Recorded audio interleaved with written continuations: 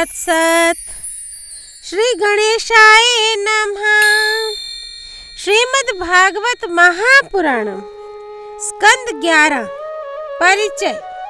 इस स्कंद में राजा जनक व 9 योगियों के संवादों का वर्णन मिलता है।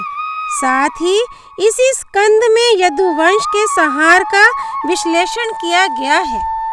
ओम नमो भगवते वासुदेवाय। अध्याय 2। वसुदेव जी के पास श्री नारद जी का आना और उन्हें राजा जनक तथा 9 योगीश्वरों का संवाद सुनाना।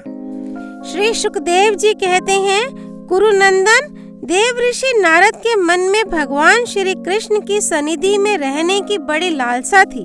इसलिए वे श्री कृष्ण के निज बाहुओं से सुरक्षित द्वारका में, जहाँ दक्ष आदि के शाप का कोई भय नहीं था, विदा कर देने पर भी पुनः पुनः आकर प्रायः रहा ही करते थे।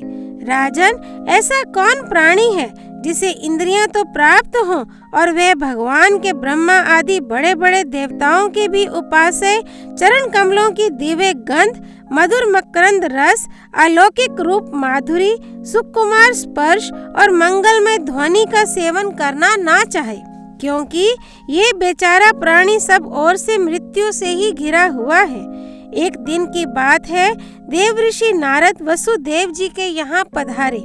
वसुदेव जी ने उनका अभिवादन किया तथा आराम से बैठ जाने पर विधि पूर्वक उनकी पूजा की और इसके बाद पुनः प्रणाम करके उनसे ये बात कही। वसुदेव जी ने कहा, संसार में माता पिता का आगमन पुत्रों के लिए और भगवान की ओर अग्रसर होने वाले साधु संतों का पदार्पण प्रपंच में उलझे हुए दीन दुखियों के लिए बड़ा ही सुखकर और बड़ा ही मंगलमय होता है। परंतु भगवान, आप तो स्वयं भगवानमय भगवत स्वरूप हैं। आपका चलना फिरना तो समस्त प्राणियों के कल्याण के लिए ही होता है। देवताओं के चरित्र भी कभी प्राणियों के लिए दुख के हेतु तो कभी सुख के हेतु बन जाते हैं, परंतु जो आप जैसे भगवत प्रेमी पुरुष हैं, जिनका हृदय, प्राण, जीवन सब कुछ भगवानमय हो गया है, उनकी तो प्रत्येक चेष्टा समस्त प्राणियों के कल्याण के लिए ही होती है। जो लोग देवताओं का जिस प्रकार भजन करते हैं, देवता भी परछाई के समान ठीक उसी रीति से भजन करने वालों को फल देते हैं, क्योंकि देवता कर्म के मंत्री हैं, अधीन हैं। परंतु सत्पुरुष दीन वत्सल होते हैं, अर्थात जो सांसारिक संपत्ति एवं साधन से भी हीन हैं, उन्हें अपनाते हैं। ब्राह्मण, यद्यपि हम आपके शुभागमन और शुभ दर्शन से ही कृतकृत्य हो गए हैं, तथापि आपसे उन धर्मों के साधनों के संबंध में प्रश्न कर रहे हैं, जिनको मनुष्य श्रद्धा से सुन भर ले तो इस सब ओर से भयदायक संसार से मुक्त हो जाए। पहले जन्म में मैंने मुक्ति देने वाले भगवान की आराधना तो की थी, परंतु इसलिए नहीं कि मुझे मुक्ति मिले। मेरी आराधना का उद्देश्य था कि वे मुझे पुत्र रूप में प्राप्त हों। उस समय मैं भगवान की लीला से मुग्ध हो रहा था। सुव्रत, अब आप मुझे ऐसा उपदेश दीजिए जिससे मैं इस जन्म मृत्यु रूप भयावह संसार से, जिसमें दुख भी सुख का विचित्र और मोहक रूप धारण करके सामने आते हैं, अनायास ही पार हो जाऊं। श्री सुखदेव जी कहते हैं, राजन, बुद्धिमान वसुदेव जी ने भगवान के स्वरूप और गुण आदि के श्रवण के अभिप्राय से ही ये प्रश्न किया था। देव ऋषि नारद उनका प्रश्न सुनकर भगवान के अचिंत्य अनंत कल्याणमय गुणों के स्मरण में तन्मय हो गए और प्रेम एवं आनंद में भरकर वसुदेव जी से बोले। नारद जी ने कहा, यदुवंश शिरोमणे, तुम्हारा ये निश्चय बहुत ही सुंदर है, क्योंकि यह भागवत धर्म के संबंध में है, जो सारे विश्व को जीवन दान देने वाला है, पवित्र करने वाला है।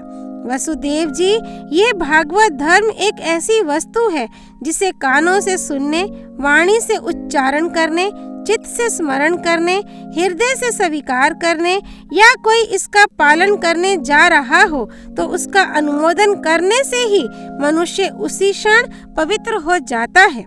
चाहे वह भगवान का एवं सारे संसार का द्रोही ही क्यों न हो, जिनके गुण, लीला और नाम आदि का श्रवण तथा कीर्तन पतितों को भी पावन करने वाला है, उन्हीं परम कल्याण स्वरूप मेरे आराध्य देव भगवान नारायण का तुमने आज मुझे स्मरण कराया है।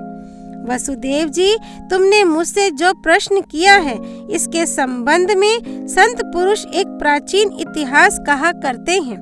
वह इतिहास है ऋषभ के पुत्र 9 योगीश्वरों और महात्मा विदेह का शुभ संवाद। तुम जानते ही हो कि स्वयंभू मनु के एक प्रसिद्ध पुत्र थे प्रियव्रत, प्रियव्रत के अग्निद्र, अग्निद्र के नाभि और नाभि के पुत्र हुए ऋषभ। शास्त्रों ने उन्हें भगवान वासुदेव का अंश कहा है। मोक्ष धर्म का उपदेश करने के लिए उन्होंने अवतार ग्रहण किया था। उनके 100 पुत्र थे और सबके सब वेदों के पारदर्शी विद्वान थे। उनमें सबसे बड़े थे राज ऋषि भरत। वे भगवान नारायण के परम प्रेमी भक्त थे। उन्हीं के नाम से ये भूमि खंड, जो पहले अजनाब वर्ष कहलाता था, भारतवर्ष कहलाया। ये भारतवर्ष भी एक अलौकिक स्थान है। राज ऋषि भरत ने सारी पृथ्वी का राज्य भोग किया, परंतु अंत में इसे छोड़कर वन में चले गए। वहां उन्होंने तपस्या के द्वारा भगवान की उपासना की और 3 जन्मों में वे भगवान को प्राप्त हुए। भगवान ऋषभ देव जी के शेष 99 पुत्रों में 9 पुत्र तो इस भारतवर्ष के सब और स्थित 9 द्वीपों के अधिपति हुए और 81 पुत्र कर्म कांड के रचयिता ब्राह्मण हो गए। शेष 9 सन्यासी हो गए। वे बड़े ही भाग्यवान थे। उन्होंने आत्मविद्या के संपादन में बड़ा परिश्रम किया था और वास्तव में वे उसमें बड़े निपुण थे। वे प्रायः दिगंबर ही रहते थे और अधिकारियों को परमार्थ वस्तु का उपदेश किया करते थे। उनके नाम थे कवि, हरि, अंतरिक्ष, प्रबुद्ध, पिपलायन, अविर्होत्र, द्रुमिल, चमस और करभाजन। वे इस कार्य कारण और व्यक्त अव्यक्त भगवद रूप जगत को अपने आत्मा से अभिन्न अनुभव करते हुए पृथ्वी पर स्वच्छंद विचरण करते थे। उनके लिए कहीं भी रोक टोक ना थी। वे जहाँ चाहते चले जाते। देवता, सिद्ध, साधे, गंधर्व, यक्ष, मनुष्य, किन्नर और नागों के लोकों में तथा मुनि, चारण, भूतनाथ, विद्याधर, ब्राह्मण और गौओं के स्थानों में वे स्वच्छंद विचरते थे। वसुदेव जी, वे सब के सब जीवन मुक्त थे। एक बार की बात है, इस अजनाब भारतवर्ष में विदेहराज महात्मा निमि बड़े बड़े ऋषियों के द्वारा एक महान यज्ञ करा रहे थे। पूर्वोक्त 9 योगीश्वर स्वच्छंद विचरण करते हुए उनके यज्ञ में जा पहुँचे। वसुदेव जी, वे योगीश्वर भगवान के परम प्रेमी भक्त और सूर्य के समान तेजस्वी थे। उन्हें देखकर राजा निमि, आहवनीय आदि मूर्तिमान अग्नि और ऋत्विज आदि ब्राह्मण सब के सब उनके स्वागत में खड़े हो गए। विदेहराज निमि ने उन्हें भगवान के परम प्रेमी भक्त जानकर यथा योग्य आसनों पर बैठाया और प्रेम तथा आनंद से भरकर विधि पूर्वक उनकी पूजा की। वे 9 योगीश्वर अपने अंगों की कांति से इस प्रकार चमक रहे थे मानो साक्षात ब्रह्मा जी के पुत्र सनकादि मुनीश्वर ही हों। राजा निमि ने विनय से झुककर परम प्रेम के साथ उनसे प्रश्न किया। विदेहराज निमि ने कहा, भगवान, मैं ऐसा समझता हूँ कि आप लोग मधुसूदन भगवान के पार्षद ही हैं, क्योंकि भगवान के पार्षद संसारी प्राणियों को पवित्र करने के लिए विचरण किया करते हैं। जीवों के लिए मनुष्य शरीर का प्राप्त होना दुर्लभ है। यदि यह प्राप्त भी हो जाता है तो प्रतिक्षण मृत्यु का भय सिर पर सवार रहता है, क्योंकि ये क्षण भंगुर है। इसलिए अनिश्चित मनुष्य जीवन में भगवान के प्यारे और उनको प्यार करने वाले भक्तजनों का, संतों का दर्शन तो और भी दुर्लभ है। इसलिए त्रिलोक पावन महात्माओं, हम आप लोगों से ये प्रश्न करते हैं कि परम कल्याण का स्वरूप क्या है और उसका साधन क्या है। इस संसार में आधे क्षण का सत्संग भी मनुष्यों के लिए परम निधि है। योगीश्वरों, यदि हम सुनने के अधिकारी हों तो आप कृपा करके भागवत धर्मों का उपदेश कीजिए, क्योंकि उनसे जन्मादि विकार से रहित एक रस भगवान श्री कृष्ण प्रसन्न होते हैं और उन धर्मों का पालन करने वाले शरणागत भक्तों को अपने आप तक का दान कर डालते हैं। देव ऋषि नारद जी ने कहा, वसुदेव जी, जब राजा निम्मी ने उन भगवत प्रेमी संतों से यह प्रश्न किया, तब उन लोगों ने बड़े प्रेम से उनका और उनके प्रश्न का सम्मान किया और सदस्य तथा ऋत्विजों के साथ बैठे हुए राजा निम्मी से बोले। पहले उन 9 योगीश्वरों में से कवि जी ने कहा, राजन, भक्त जनों के हृदय से कभी दूर ना होने वाले अच्युत भगवान के चरणों की नित्य निरंतर उपासना ही इस संसार में परम कल्याण अत्यंतिक क्षेम है और सर्वथा भय शून्य है, ऐसा मेरा निश्चित मत है। देह गेह आदि तुच्छ एवं असत पदार्थों में अहंता एवं ममता हो जाने के कारण जिन लोगों की चित्तवृत्ति उद्विग्न हो रही है, उनका भय भी इस उपासना का अनुष्ठान करने पर पूर्णतया निवृत्त हो जाता है। भगवान ने भोले भाले अज्ञानी पुरुषों को भी सुगमता से साक्षात अपनी प्राप्ति के लिए जो उपाय स्वयं श्री मुख से बतलाए हैं, उन्हें ही भागवत धर्म समझो। राजन, इन भागवत धर्मों का अवलंबन करके मनुष्य कभी विघ्नों से पीड़ित नहीं होता और नेत्र बंद करके दौड़ने पर भी अर्थात विधि विधान में त्रुटि हो जाने पर भी ना तो मार्ग से स्खलित ही होता है और ना तो पतित फल से वंचित ही होता है। भागवत धर्म का पालन करने वाले के लिए यह नियम नहीं है कि वह एक विशेष प्रकार का कर्म ही करे। वह शरीर से, वाणी से, मन से, इंद्रियों से, बुद्धि से, अहंकार से, अनेक जन्मों अथवा एक जन्म की आदतों से स्वभाववश जो जो करे, वह सब परम पुरुष भगवान नारायण के लिए ही है। इस भाव से उन्हें समर्पण कर दे। यही सरल से सरल सीधा सा भागवत धर्म है। ईश्वर से विमुख पुरुष को उनकी माया से अपने स्वरूप की विस्मृति हो जाती है और इस विस्मृति से ही मैं देवता हूँ, मैं मनुष्य हूँ, इस प्रकार का भ्रम विपर्य हो जाता है। इस देह आदि अन्य वस्तु में अभिनिवेश तन्मयता होने के कारण ही बुढ़ापा, मृत्यु, रोग आदि अनेकों भय होते हैं। इसलिए अपने गुरु को ही आराध्य देव परम प्रियतम मानकर अनन्य भक्ति के द्वारा उस ईश्वर का भजन करना चाहिए। राजन, सच पूछो तो भगवान के अतिरिक्त, आत्मा के अतिरिक्त और कोई वस्तु है ही नहीं, परंतु न होने पर भी इसकी प्रतीति इसका चिंतन करने वाले को उसके चिंतन के कारण, उधर मन लगने के कारण ही होती है। जैसे स्वप्न के समय स्वप्न दृष्टा की कल्पना से अथवा जागृत अवस्था में नाना प्रकार के मनोरथों से एक विलक्षण ही सृष्टि दिखने लगती है। इसलिए विचारवान पुरुष को चाहिए कि सांसारिक कर्मों के संबंध में संकल्प विकल्प करने वाले मन को रोक दे, कैद कर ले। बस ऐसा करते ही उसे अभय पद की, परमात्मा की प्राप्ति हो जाएगी। संसार में भगवान के जन्म की और लीला की बहुत सी मंगलमयी कथाएं प्रसिद्ध हैं, उनको सुनते रहना चाहिए। उन गुणों और लीलाओं का स्मरण दिलाने वाले भगवान के बहुत से नाम भी प्रसिद्ध हैं। लाज संकोच छोड़कर उनका गान करते रहना चाहिए। इस प्रकार किसी भी व्यक्ति, वस्तु और स्थान में आसक्ति न करके विचरण करते रहना चाहिए। जो इस प्रकार विशुद्ध व्रत नियम ले लेता है, उसके हृदय में अपने परम प्रियतम प्रभु के नाम कीर्तन से अनुराग का, प्रेम का अंकुर उग आता है। उसका चित्त द्रवित हो जाता है। अब वह साधारण लोगों की स्थिति से ऊपर उठ जाता है, लोगों की मान्यताओं धारणाओं से परे हो जाता है।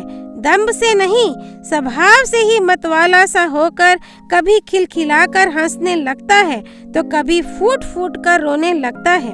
कभी ऊंचे स्वर से भगवान को पुकारने लगता है तो कभी मधुर स्वर से उनके गुणों का गान करने लगता है। कभी कभी जब वह अपने प्रियतम को अपने नेत्रों के सामने अनुभव करता है तब उन्हें रिझाने के लिए नृत्य भी करने लगता है। राजन, यह आकाश, वायु, अग्नि, जल, पृथ्वी, ग्रह, नक्षत्र, प्राणी, दिशाएं, वृक्ष, वनस्पति, नदी, समुद्र सब के सब भगवान के शरीर हैं। सभी रूपों में स्वयं भगवान प्रकट हैं। ऐसा समझकर वह जो कोई भी उसके सामने आ जाता है, चाहे वह प्राणी हो या अप्राणी, उसे अनन्य भाव से, भगवत भाव से प्रणाम करता है। जैसे भोजन करने वाले को प्रत्येक ग्रास के साथ ही तुष्टि, तृप्ति अथवा सुख, पुष्टि, जीवन शक्ति का संचार और शुद्धा निवृत्ति, ये तीनों एक साथ होते जाते हैं, वैसे ही जो मनुष्य भगवान की शरण लेकर उनका भजन करने लगता है, उसे भजन के प्रत्येक क्षण में भगवान के प्रति प्रेम, अपने प्रेमास्पद प्रभु के स्वरूप का अनुभव और उनके अतिरिक्त अन्य वस्तुओं में वैराग्य, इन तीनों की एक साथ ही प्राप्ति होती जाती है। राजन, इस प्रकार जो प्रतिक्षण एक एक वृत्ति के द्वारा भगवान के चरण कमलों का ही भजन करता है, उसे भगवान के प्रति प्रेममय भक्ति, संसार के प्रति वैराग्य और अपने प्रियतम भगवान के स्वरूप की स्फूर्ति, ये सब अवश्य ही प्राप्त होते हैं। वह भागवत हो जाता है और जब ये सब प्राप्त हो जाते हैं तब वह स्वयं परम शांति का अनुभव करने लगता है। राजा निम्मी ने पूछा, योगीश्वर, अब आप कृपा करके भगवत भक्त का लक्षण वर्णन कीजिए। उसके क्या धर्म है और कैसा स्वभाव होता है? वह मनुष्यों के साथ व्यवहार करते समय कैसा आचरण करता है, क्या बोलता है और किन लक्षणों के कारण भगवान का प्यारा होता है? अब 9 योगीश्वरों में से दूसरे हरि जी बोले, राजन, आत्म स्वरूप भगवान समस्त प्राणियों में आत्मा रूप से, नियंता रूप से स्थित हैं, जो कहीं भी न्यूनाधिकता ना देखकर सर्वत्र परिपूर्ण भगवत सत्ता को ही देखता है और साथ ही समस्त प्राणी और समस्त पदार्थ आत्म स्वरूप भगवान में ही आधे रूप से अथवा अध्यस्त रूप से स्थित हैं, अर्थात वास्तव में भगवत स्वरूप ही है। इस प्रकार का जिसका अनुभव है, ऐसी जिसकी सिद्ध दृष्टि है, उसे भगवान का परम प्रेमी उत्तम भागवत समझना चाहिए।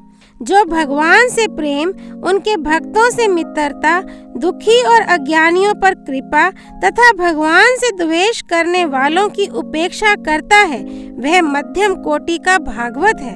और जो भगवान के अर्चा विग्रह, मूर्ति आदि की पूजा तो श्रद्धा से करता है, परंतु भगवान के भक्तों या दूसरे लोगों की विशेष सेवा शुश्रूषा नहीं करता, वह साधारण श्रेणी का भगवत भक्त है। जो श्रोत्र, नेत्र आदि इंद्रियों के द्वारा शब्द रूप आदि विषयों का ग्रहण तो करता है, परंतु अपनी इच्छा के प्रतिकूल विषयों से द्वेष नहीं करता और अनुकूल विषयों के मिलने पर हर्षित नहीं होता, उसकी यह दृष्टि बनी रहती है कि ये सब हमारे भगवान की माया है, वह पुरुष उत्तम भागवत है। संसार के धर्म है जन्म मृत्यु, भूख प्यास, श्रम कष्ट, भय और तृष्णा। ये कर्मशः शरीर, प्राण, इंद्रिय, मन और बुद्धि को प्राप्त होते ही रहते हैं। जो पुरुष भगवान की स्मृति में इतना तन्मय रहता है कि इनके बार बार होते जाते रहने पर भी उनसे मोहित नहीं होता, पराभूत नहीं होता, वह उत्तम भागवत है। जिसके मन में विषय भोग की इच्छा, कर्म प्रवृत्ति और उनके बीज वासनाओं का उदय नहीं होता और जो एकमात्र भगवान वासुदेव में ही निवास करता है, वह उत्तम भगवत भक्त है। जिनका इस शरीर में ना तो सतकुल में जन्म, तपस्या आदि कर्म से तथा ना वर्ण, आश्रम एवं जाति से ही अहम भाव होता है, वह निश्चय ही भगवान का प्यारा है।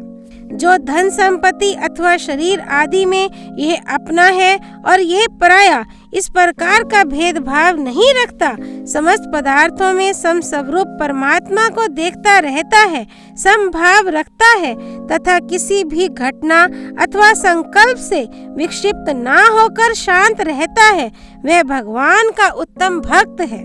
राजन, बड़े बड़े देवता और ऋषि मुनि भी अपने अंतःकरण को भगवानमय बनाते हुए जिन्हें ढूंढते रहते हैं, भगवान के ऐसे चरण कमलों से आधे क्षण, आधे पल के लिए भी जो नहीं हटता, निरंतर उन चरणों की सनिधि और सेवा में ही संलग्न रहता है, यहाँ तक कि कोई स्वयं उसे त्रिभुवन की राज्य लक्ष्मी दे तो भी वह भगवत स्मृति का तार नहीं तोड़ता, उस राज्य लक्ष्मी की ओर ध्यान ही नहीं देता। वही पुरुष वास्तव में भगवत भक्त वैष्णवों में अग्रगण्य है, सबसे श्रेष्ठ है। रास लीला के अवसर पर नृत्य गति से भांति भांति के पाद विन्यास करने वाले निखिल सौंदर्य माधुर्य निधि भगवान के चरणों की अंगुली नख की मणि चंद्रिका से जिन शरणागत भक्त जनों के हृदय का विरह जन्य संताप एक बार दूर हो चुका है, उनके हृदय में वह फिर कैसे आ सकता है। जैसे चंद्रोदय होने पर सूर्य का ताप नहीं लग सकता। विवशता से नामोच्चारण करने पर भी संपूर्ण अघराशि को नष्ट कर देने वाले स्वयं भगवान श्री हरि, जिसके हृदय को क्षण भर के लिए भी नहीं छोड़ते हैं, क्योंकि उसने प्रेम की रस्सी से उनके चरण कमलों को बांध रखा है। वास्तव में ऐसा पुरुष ही भगवान के भक्तों में प्रधान है। अध्याय 2 संपूर्ण। देव ऋषि नारद जी की जय। 9 योगीश्वरों की जय। द्वारकाधीश भगवान श्री कृष्ण की जय। द्वारकापुरी की जय। कृष्णा अर्पणमस्तु। वृंदावन बांके बिहारी लाल की जय। जय जय श्री राधे।